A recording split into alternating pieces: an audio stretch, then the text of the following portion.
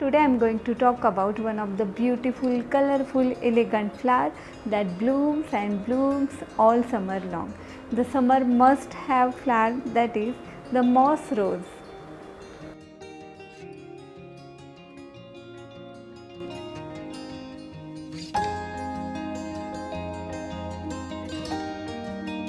Whether you call it moss rose, portulaca or purslane, this plant is tough as nails and can stand up to almost anything.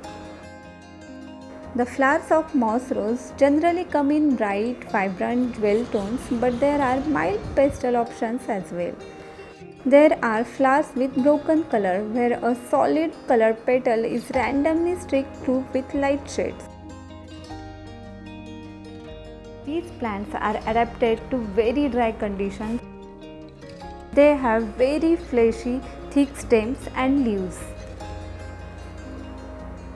These leaves store up water to use at a later time in very dry conditions.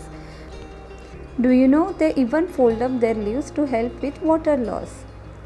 The biggest thing to consider when planting moss rose is location.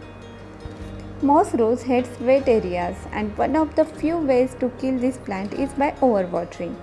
Moss roses are adapted to dry desert-like conditions. Because of this, it may take them a little time to get going into a cool season.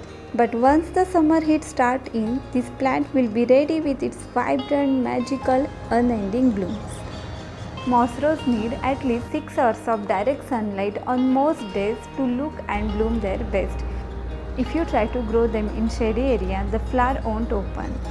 I would say for moss rose, more sunlight is equal to more blooms. The next important is watering. Moss rose have low to medium moisture need, though they are not as drought tolerant as cacti.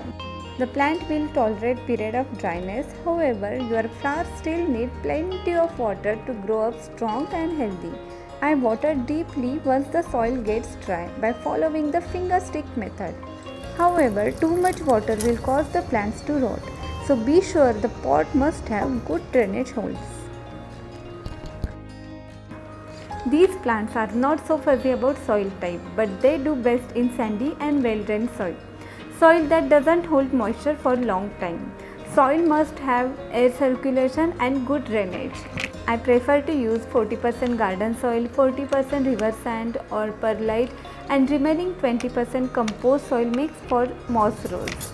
Once the moss rose established, it grows like a weed and some of their branches can become leggy. At this stage, pruning plays an important role to make moss rose bushier. So whenever you notice any branches are growing leggy, just pinch their top ends and use them for making new plants. Moss roses are easy to propagate by cuttings. Put these pruned cuttings in soil and within a week they'll start growing.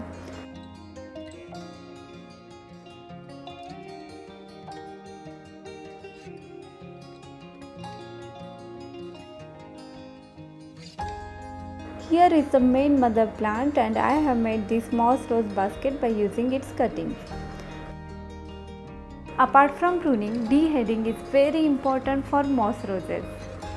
Deheading means removing old spent blooms. Removing old blooms is extremely effective for stimulating new blooms on poorly blooming plant.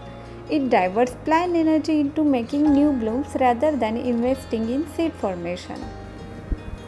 Portulaca doesn't need any fertilizer, but I like to use banana peels as they are rich in potassium, phosphorus and other micronutrients which are essential to keep them blooming. The interesting thing about this plant is you can make so many plants from single established plant just taking its cuttings within a very short time.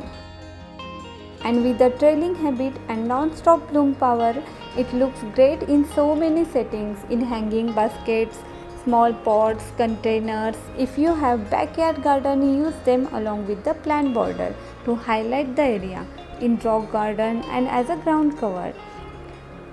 So this pretty handy, easy to care moss rose must have in your garden to add pop of color. That's it for today's video. Thanks for watching. See you soon. Till then, happy gardening.